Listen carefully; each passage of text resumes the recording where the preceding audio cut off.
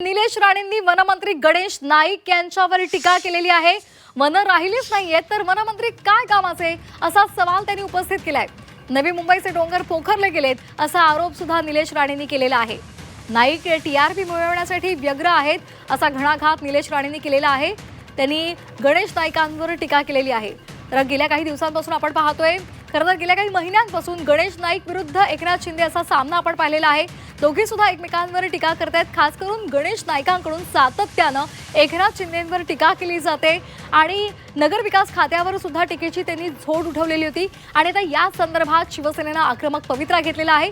शिवसेनेकडून वनमंत्री गणेश नाईकांना चोख उत्तर दिलं जात आहे आणि आता खुद्द निलेश राणे यांनी सुद्धा यावर टीकास्त्र डागलेलं आहे। तर शिवसेनेचे आमदार निलेश राणेंनी ही टीका केलेली आहे।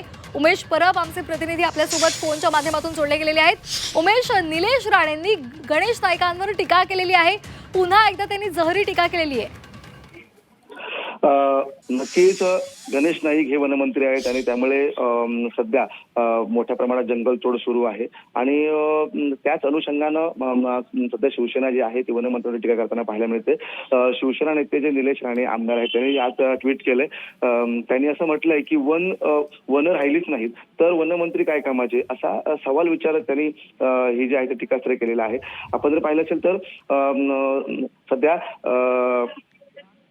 जी वृक्षतोड आहे आणि त्या कोकणामध्ये सुद्धा आता मोठ्या प्रमाणात वृक्षतोड जंगलतोड जी आहे ती सुरू आहे आणि त्यामुळे या संपूर्ण प्रकारामध्ये जेव्हा ही वृक्षतोड सुरू आहे त्यामध्ये जे वन्य प्राणी आहेत त्यांना देखील त्रास होतोय असं देखील या ठिकाणी निलेश राणे म्हणतात आणि त्यामुळे त्यांनी थेट वनमंत्र्यांवर टीका करत ट्विट करत जर वन राहिलीच नाहीत तर वनमंत्री काय कामाचे असा सवाल देखील यांनी केलाय।